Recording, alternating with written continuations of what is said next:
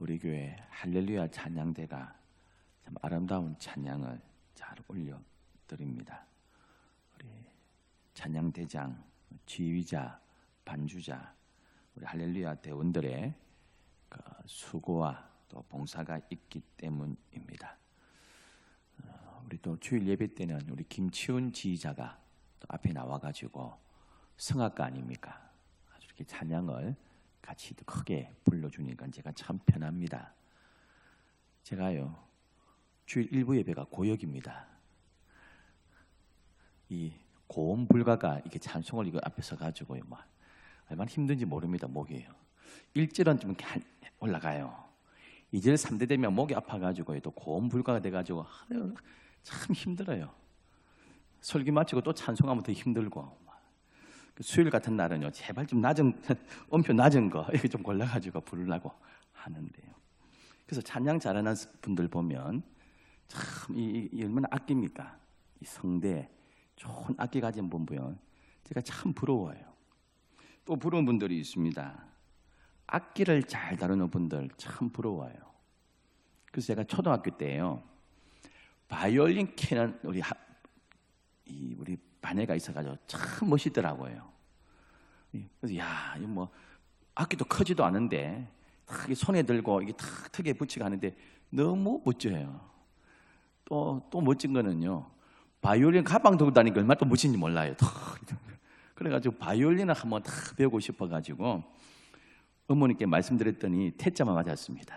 그래서 이렇게 악기를 잘 다루는 분, 우리 또 송집사님께 이렇게 피아노를 잘 치는 반주자들 보면 참 악기 잘 다루는 여자, 피아노 잘 치는 여자들 로망 같습니다. 그래서 저는 이게 악기도 잘 못 다루고 특히 고음 불가가 돼가지고 이 찬양할 때마다 뭐 11시 예배는 우리 지휘자가 크게 불러주고 우리 성도들 같이 부르니까 나은데 일부 예배 같은 경우는 뭐 제가 불러야 되니까 너무너무 참 힘들 때가 많습니다. 길 가다가 운동을 하는데요 이렇게 중고 악기점을 제가 엊그제 지나가는데 이렇게 피아노를 인도에다가 피아노를 내놨어요. 그리고 이렇게 붙여놨습니다. 길거리 연주용 아무나 연주하세요. 이렇게 낡은 그래도 옆에다가 하나 붙여놨더라고요. 5만 원. 요즘 뭐 이게 옛날 이런 클래식 피아노들 뭐 고물 피아노 안 가져가니까 5만 원에 판다고 해놓고 또 길거리에 길거리 연주용으로 아무나 치라고 이렇게 했는데 제가 잘 치면 우리 집사님처럼 잘 치면 제가 한번 확 치실 텐데요. 뭐 이렇게만 치지 뭐 이렇게 연주는 못 하니까요. 제 동생이 지금 선교사로 가 있는 의사 동생이 이 음악을 잘합니다. 그래서 이제 교회 반주로 도울 수 있을까 싶어서 초등학교 1학년 때부터인가 저희 이제 부모님이 레슨을 시켰습니다. 그랬는데 초등학교 4학년 때 오더니 그 레슨해 주는 그 지휘자 교회 집사님이요 피아노도 가르쳐주고 기타 사면 기타도 가르쳐줄게 이래서 기타도 무료로 배웠는데 한 1년쯤 배우더니 오더니 저보고 형 나 우리 선생님보다 기타 더 잘 친다 이러더라고요. 진짜 더 잘 쳤겠습니까? 많은 기타도 잘 치고요 피아노도 잘 치고 그때 제가 살던 집 앞에 침례교회가 있었습니다. 한 주일날 한 70명 정도 모이는 광안리에 침례교회라고 영광 침례교회가 있었는데요. 제가 출석했던 교회는 연산동 거제리의 교대역 쪽이고요. 광안리에서 새벽기도 하고 이렇게 수요 예배는 집 앞에 어머님 나가셨거든요. 그 침례교회 이요한 목사님이라고 찾아오셨어요. 우리 집에 신방을 오셨어요. 등록 교인도 아닌데 늘 새벽기도 가시고 수요 예배 한 7, 8명 이리 들으면요 저희 어머니하고 자고 가면 어떤 날은 찬송 몇 장 부르신 이후에 김정자 권사님 기도해 주시기 바랍니다. 남의 교인이잖아요. 그래서 어머님이 기도하고 그랬거든. 신방을 오셔가지고 바로 뭐 교회하고 가까운데 반주자가 이사를 갔답니다. 그래서 우리 그때 부산 의대 다니는 제 동생 보고 반주를 좀 해달라는 거예요. 가족 회의를 해서 이때를 위함이 아니냐, 네 교회 옮기라. 그래서 어디 다닐 때 옮겼습니다. 그래서 거기 한 70명 모이는 게 반주했습니다. 한 2년쯤 하다가요, 지휘자가 갔습니다. 전도사님이 지휘를 했는데 딴 데 이동하니까 지휘할 필요가 없어요. 그래서 이제 본과 다닐 때 제 동생이 성가대 지휘했다니까요. 그때도 반주자가 한 사람 있어가지고요. 해운대 고등학교 또 동아중학교 다닐 때 자기 찬양 합창단 지휘하고 이랬거든요. 그래서 이 찬양을 참 잘합니다. 그래서 이제 장로지만은 찬양 인도를 막 앞에서 기타 메고 찬양 인도를 막 하고 이렇게 했는데 지금 선교사로 갔는데 제가 그거 보면 너무 부러워요. 나는 기타도 못 치고 우리 동생은 피아노도 잘 치고 바로 밑에 동생 기타도 잘 치고 저는 뭐 그래서 악기를 잘 듣는 보면 참 뭐 기타가 얼마짜리는 중요한 게 아닙니다. 뭐 피아노가 뭐 영창 피아노냐, 뭐 삼획 피아노냐, 뭐 얼마짜리냐, 뭐 그것보다는요 누가 연주하느냐에 따라서 그게 달라지게 됩니다. 좋은 그 따라서 달라지. 제 아내가 그러더라고요. 우리 애 둘을 피아노를 가르쳤는데 어릴 때부터요. 혹시 남편이 개척교회 하게 되면 반주라도 하라고 참 초등학교부터 그렇게 가르쳤는데요. 그렇게 생각했어요. 피아노 소리는 거의 대동소이하다 피아니스트 이랬는데 부산의 부목으로 한 29년 전에 대인동에 교회를 왔습니다. 그 반주자가요 덩치가 이래요. 덩치가 이렇게 몸이 억수로 커요. 세 번 놀랍니다. 그 반주자 보면 덩치가 억수로 커서 놀라고 반주를 너무 잘해서 놀라고 애들은 너무 잘 다뤄서 놀라고 그래서 터치하는 거 보고 다르구나, 다 비슷하지 않구나, 다르구나 이래서 부목사 사례가 많지 않지만은 따로 레슨을 시켰습니다. 그래서 치는 사람에 따라서 이게 피아노 소리가 완전히 달라질 수 있는 거구나 그랬습니다. 누가 치느냐에 따라서요 불의 밤도 되고요 아름다운 연주가 됩니다.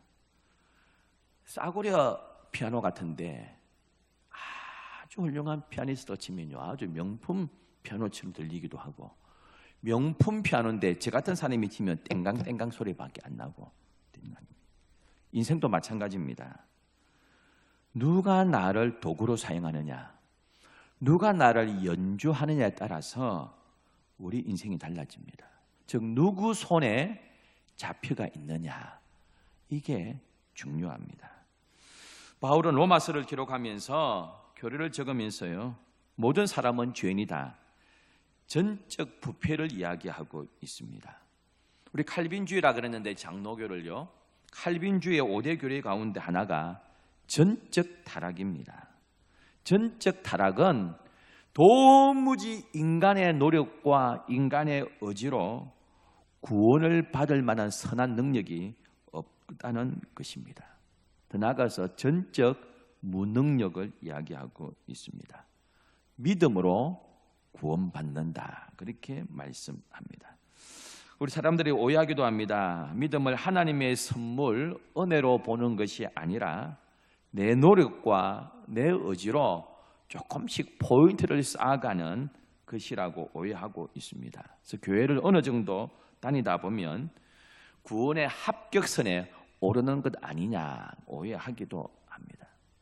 지난주 우리 헌신예배 때 우리 목사님께서 강사 목사님께서 핵심적인 거 우리가 잘 알지만 다시 확실하게 정리도 해주셨는데요. 제가 과거에 했던 이야기지만 죄송합니다. 또 했어요. 제가 수영로교에 있다가 서울에 담임을 갔는데요. 요람을 하나 보내달라 했습니다. 그 요람을 하나 새 요람을 받았습니다. 그 선배 목사님 행정목. 장로님이 한 분이 없어요. 장로님이 변호사 장로님이 왜 없지? 장로님 사진하고 이름을 빼버리면 큰 실수 아닙니까? 이거 새로 찍어야지 없지. 그래서 제가 여쭤봤어요. 선배님, 목사님. 아니 암흑의 변호사 장로님이 왜 없습니까? 교회를 떠나셨대요. 이유가 뭡니까 했더니 이분이 지금 돌아가신 정필도 목사님 찾아갔습니다. 군사님도 자녀들도 참 신앙생활 잘하는데 장로 사표를 내신 거예요. 저는 말로만 들었지요. 그때 20년 전에 처음 들었습니다. 직접 들었습니다. 정 목사님, 더 이상 스스로 제가 못 속이겠습니다. 제가 장로지만 성경을 믿어진 적이 한 번도 없습니다. 제가 아내 따라서 열심히 나오고 뭐 아내가 헌금 열심히 하고 뭐 따라서 열심히 뭐 하다 보니까 집사가 되고 안수 집사가 되고 장로까지 왔지만 제가 교회 다닌 지가 수십 년 됐는데 성경이 한 번도 믿어진 적이 없습니다. 제가 스스로를 속일 수 없겠습니다. 사표를 내셨어요. 그 돌아가신 정필도 목사님께서 효모하시라. 다시 믿어질 수 있다. 효모하시라. 몇 번 권했는데 아닙니다 하고 사표 내고 교회를 떠나신 거예요. 야, 저는 뭐 그런 옛날 뭐 다른 교회 이야기만 들었지요. 예수 믿은 지 수십 년입니다. 믿었다는 말, 교회 다닌 지가 수십 년입니다. 아내 따라서 열심히 교회 나왔습니다. 그런데 한 번도 성경을 믿어진 적이 없답니다. 이게 뭡니까? 믿습니다 하고 이게 믿어지는 게 아닙니다. 홍해가 갈라졌다. 과학적으로 설명이 안 되잖아요. 죽은 나사로가 부패해가지고 이 썩은 시체에 물이 흐르고요. 부패해가지고 냄새 나는데 나오는 날 하니까요. 거치고 새살이 돋고요. 이래가지고 걸어 나왔다. 물로 설명이 됩니까? 설명이 안 됩니다. 지구야 있으라 뿅, 태양아 있으라 뿅, 말씀으로 하나님 말씀하니까 우주 만물이 탁탁탁 생겨. 어떻게 설명이 됩니까? 근데 어느 날 하나님의 은혜로요, 하나님의 선물로 믿음이 생겨서 저와 여러분이 이 자리에 앉아서 하나님의 자녀가 된 줄 믿습니다, 여러분. 제일 먼 거리가 어딘 줄 아세요? 서울과 부산이 아닙니다. 여기서 여기가 제일 멉니다. 여기에 있는 성경 지식이요, 여기에 내려오는 게요, 이게 안 됩니다. 근데 어느 날 여기 있는 성경 지식이요, 믿습니다고 내가 믿는 게 아니라 하나님의 선물로 말도 안 되는 것 같은 이 성경의 말씀들이요, 믿어져 버리는 겁니다. 이게 하나님의 은혜인 줄 믿습니다. 그게 선물이라는 것입니다. 근데 우리가 성경 매독했다, 어떻게 했다, 11조 했다, 봉사했다, 이런 포인트가 쌓이니까 이제 구원 좀 받은 것 같다가 아니라는 것입니다. 구원은 부전성입니다. 싸워가지고 올라가는 게 아니고 공짜로 올라가 버리는 겁니다. 믿음을 하나님께서 선물로 주셨기 때문입니다. 그래서 구원은, 칭의는, 어렵다고 인정받는 구원은 하나님의 은혜고요, 선물입니다. 할렐루야. 그런데 성화는, 주님 닮아가는 이 일은 우리 성령님과 나의 협동사역입니다. 내가 말씀 붙들고 암송하고 말씀대로 살고 애쓰고요, 또 넘어지면 또 회개하고 또 성령의 은혜를 받아 힘을 얻고, 그 주님 닮아가는 성화는 나의 노력과 플러스 하나님의 은혜 협동사역으로 더 빨리 주님 닮아가고요, 더디게 주님 닮아가는 수가 있습니다. 오늘 우리가 예수 믿고 구원받으면 그걸로 끝나는 게 아닙니다. 우리의 신앙생활의 목적은 구원이 아닙니다. 최종 목적이 구원이라면 구원 다 받았으니까 죽으면 되잖아요. 구원은 출발점입니다. 이제 믿음의 구원 출발점이고요, 주님 닮아가는 걸음을 달려나갑니다. 맡겨준 사명을 위해서 달려나갑니다. 그 구원은 우리의 최종 목표가 아니고 구원은 출발점에 서 있습니다. 출발점에 서 있는데 이제 끝났다가 아닙니다. 대표 선수로 꼽혀가지고 출발점에 섰습니다.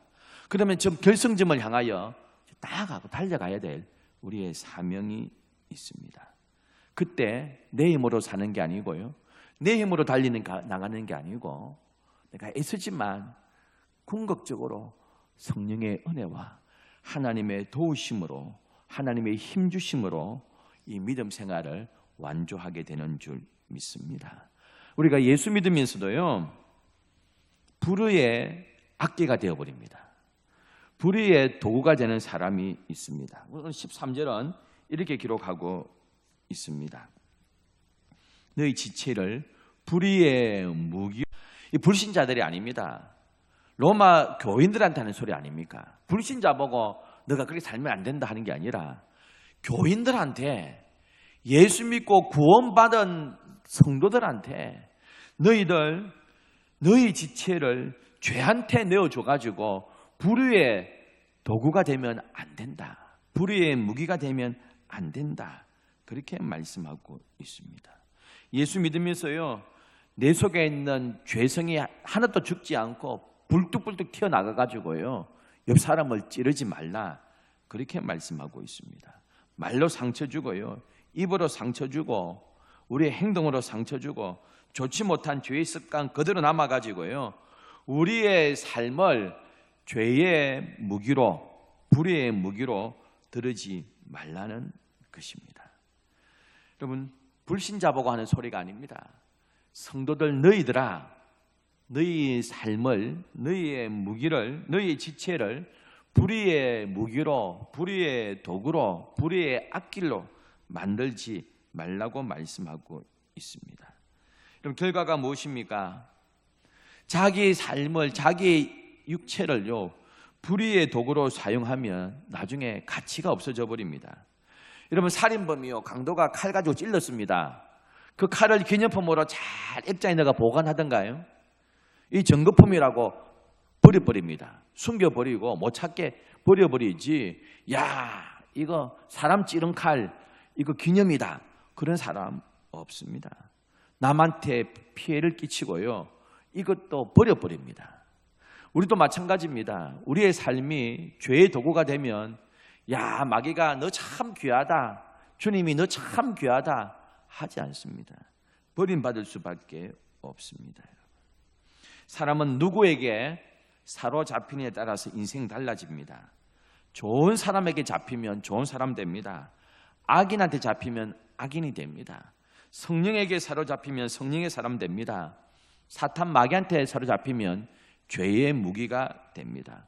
술에 사로잡히면 술 주정뱅이 되고요, 마약에 사로잡히면 마약장애가 되고요, 돈에 사로잡히면 돈벌레, 돈의 노예, 수전노가 됩니다. 여러분, 인생에서요, 우리 지금까지 역사에 보면 아주 악한 사람 한 명 꼽으라면 저는 히틀러를 꼽습니다. 얼마나 악한 사람입니까, 여러분? 2차 세계대전을 일으키고 엄청나게 유럽과 세계를 혼돈성에 빠뜨리고 수많은 사람을 죽이고요, 뭐 게르만 민족 우수성이라면서 유태인들을 죽여가지고 유태인들을 가스실 잡아넣어가지고 죄 뭐 무조건 유태인만 잡아가지고 막 600만 명 이상을 죽였잖아요. 그런 살인마가 어디 있습니까? 좀 그런데 그 히틀러한테 사로잡힌 사람들이 있었습니다. 참모들 아닙니까? 히틀러의 2인자 루돌프 헤스, 대중선동의 대가 괴벨스가 그런 이야기했습니다. 내가 나한테 어떤 사람이든 나한테 오면 그 사람을 내가 고소해가지고 사형시킬 수 있다는 거예요. 말로 어떻게 선동해가지고. 그러면서 히틀러 앞잡이 돼가지고 대중들을 선동했던 괴벨스, 게슈타프 창설했던 헤르만 괴링, 나치군의 총대장 하인리히 히물러, 사막의 전차부대를 이끌면서요, 그 승리하면서 나아갔던 그 사막의 여우라고 불렸던 롬멜 장군들, 히틀러한테 사로잡히고요, 히틀러의 앞잡이가 되어서 잠시 부귀영화 누렸지만은 2차 세계대전의 전범이 되고요, 유대인 학살자로 사돈의 8촌까지 언둔 생활하고 추적당하고 그리고 사로잡히고 죽고 사형당하지 않았습니까? 그의 인생이, 그 똑똑한 참모들이요, 히틀러한테 사로잡혀가지고 인생 다 망쳐버렸습니다. 히틀러의 2인자, 오른팔로 자처했던 루돌프 헤스가 있습니다. 히틀러를 열렬히 추종했던 인물입니다. 영국에 도망갔다가 결국 체포되었습니다. 46년간 다우 감옥에 갇혀 있다가 93세로 죽었습니다. 전범이 돼가지고요. 그럼 죽기 전에 그런 이야기했습니다.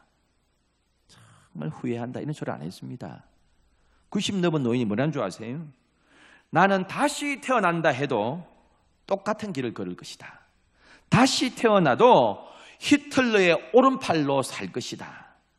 그리고 이 감옥에서 내 인생 마칠 것이다.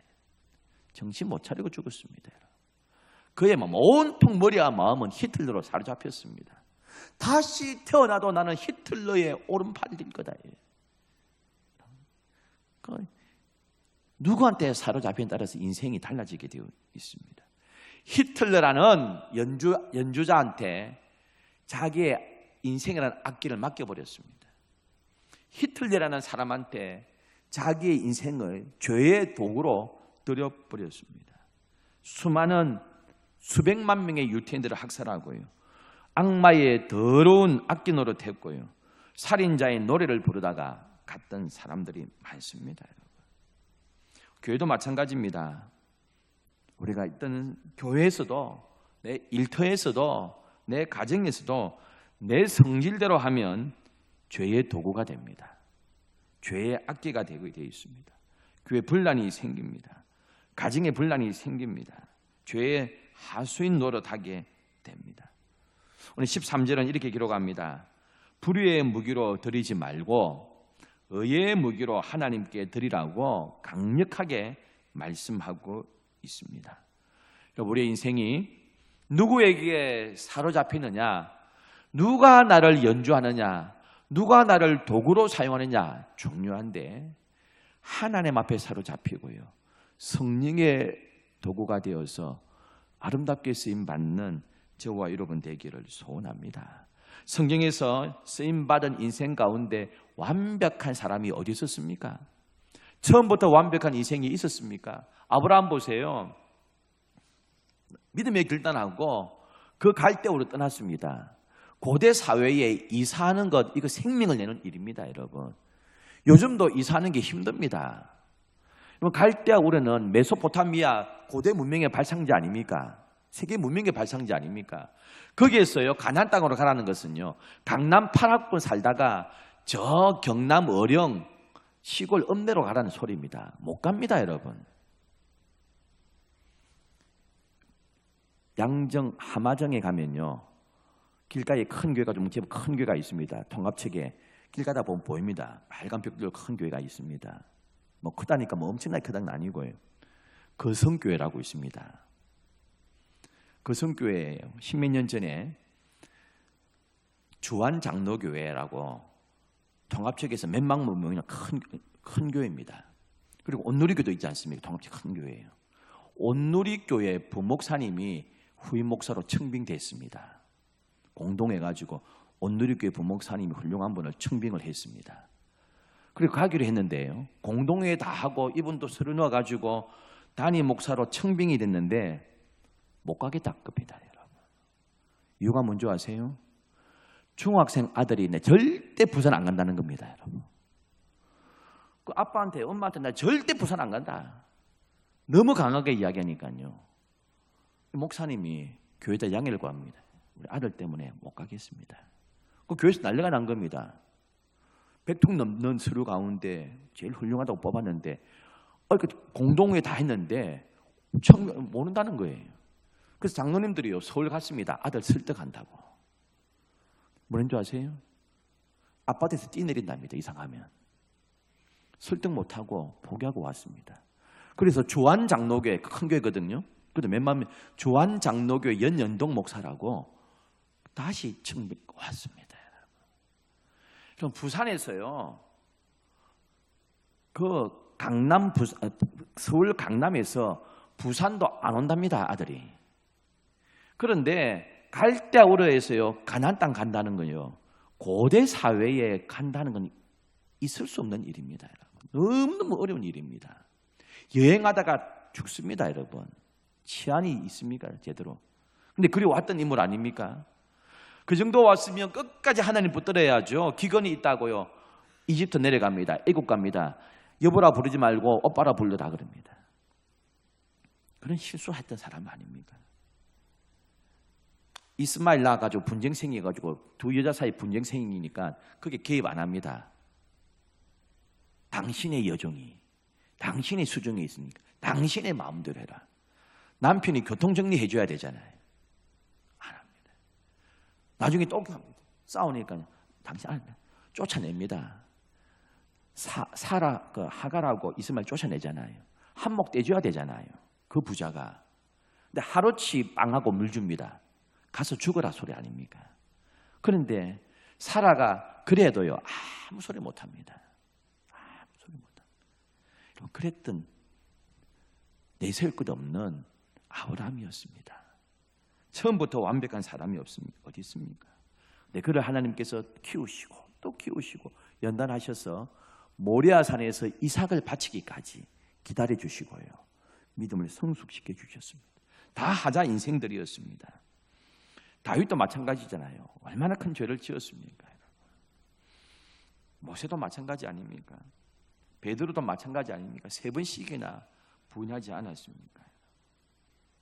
바울도 성격이 더럽습니다, 여러분. 안 돼! 끝까지 마가를 내치잖아요. 한 번 배신한 놈 또 배신합니다. 안 됩니다.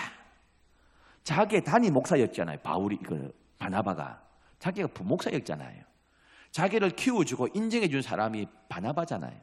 바나바가 그리 부탁해도 우리 같으면 마가 불러놓고 마가야 바나바 목사님 때문에 니 받아준다. 잘해라. 이럴 거 아닙니까? 바나바가 그렇게 부탁해도 안 됩니다 하고 내치는 사람이었습니다. 바울이에요. 그런데 나중에 누가 옳았습니까? 바나바가 옳았잖아요. 그 증거가 마가복음 아닙니까? 복음서 가운데 첫 번째 적힌 마가복음을 기초로 해가지고 마태복음, 누가복음, 요한복음 적었거든요. 그리고 죽을 때에 마가를 데려와라. 참 유익한 사람이다. 처음부터 완벽한 사람이 어디 있습니까? 그러나 하나님의 손에 붙들리니까요. 다듬어지고 귀한 도구로 하나님 앞에 쓰임받게 되는 줄 믿습니다, 여러분. 지금은 몸이 많이 아프다고 알려져 있는 송명희 시인, 내성마비 아닙니까? 통역 없이는, 어머니의 통역 없이는 알아들을 수 없는 엉엉거리지 않습니까? 저도 옆에 간증을 듣는데 마이크를 알아들을 수가 없어요. 옆에 어머니가 통역을 해줘야지 알아듣죠.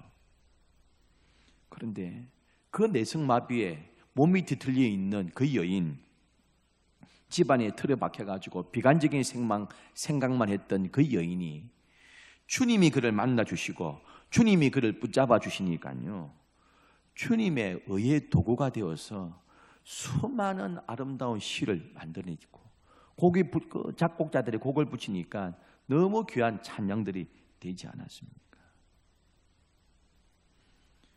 송명시의 그 찬양은 어떤 설교보다 감동스러울 때가 많지 않습니까? 한 100년 전에 런던 다리에서 한 노인이 이렇게 바이올린을 켜면서 이렇게 모금함을 이렇게 놓고 있는데요. 아무도 들어주지 않습니다. 아무도 돈을 주지 않습니다. 근데 한 외국인이 옆에 서 있다가 그 노인의 바이올린 소리를 들었습니다. 그러면서 나중에 이렇게 이야기했습니다. 제가 한번 켜도 되겠습니까? 그랬더니 이 노인이요, 이 사람한테 바이올린을 주었습니다. 그 낡아 빠진 이 사람이요 서가지고 쫙 연주를 하는데 노인이 했던 거하고 똑같은 악기인데요, 너무너무 아름다운 바이올린 연주가 되기 시작했습니다. 지나가는 사람들이 그 바이올린 소리에요 매혹돼가지고 이렇게 다 서가지고 보는데 한 사람이 외쳤습니다. 아무도 그 노인의 바이올린 소리 듣지 않고 있는데 이 사람이, 외국인이 내가 한번 켜볼게 이렇게 했는데요, 2명, 10명, 20명, 30명이 그 소리에 매혹돼가 있는데 한 사람이 외쳤습니다. 파가니니다. 이탈리아 출신의 천재적인 바이올리니스트 아닙니까? 낡아 빠진 바이올린인데 한 노인이 할 때는 아무도 쳐다보지 않았는데 똑같이 낡아 빠진 명품도 아닌 바이올린을 파가니니가 연주하니까요, 완전히 다른 음악이 나왔습니다. 악기가 중요한 게 아닙니다. 누구에게 쓰임 받느냐가 중요한 것입니다. 마귀가 우리를 도구로 사용하면 마귀의 도구가 됩니다. 돈이 우리를 지배하면 수준화가 됩니다. 돈의 노예가 됩니다. 질투가 그를 붙잡고 시기가 그를 붙잡으면 그 권력 가지고 백성을 이롭게 하지 아니하고 다윗주기로 쫓아다니는 사울 됩니다. 하나님이 다윗을 사로잡으니까 하나님 마음에 합한 자가 되었습니다. 같은 칼이지만 강도 손에 들리면 사람을 해치지만 의사 손에 들리고 장군 손에 들리면 생명을 구하고 나라를 구하게 되는 줄 믿습니다. 여러분. 우리의 생애를, 우리의 실력을, 우리의 학벌을, 우리의 재물을 사탄한테, 세상에 내주지 마시고요. 사탄이 우리를 잡아가지고 이리 흔들고 저리 흔들고 내주지 않고 정말 하나님 앞에 쓰임받는 의의 도구로 우리 모두가 되기를 주의 이름으로 축원합니다. 기도하겠습니다. 참 좋으신 하나님 아버지, 하나님의 손에 좋은 무기로 되기를 쓰임받기를 원합니다. 우리를 하나님께 드리며 우리 지체를 의의 무기로 하나님 앞에 바쳐드리는 인생 되게 역사하여 주옵소서. 하나님, 날씨가 쌀쌀하지만 더 기도하고 말씀 앞에 서게 하시고 주를 위한 우리의 삶이 되게 우리를 의의 도구로 드릴 수 있는 주의 백성 되게 하옵소서. 예수님의 이름으로 기도드립니다. 아멘.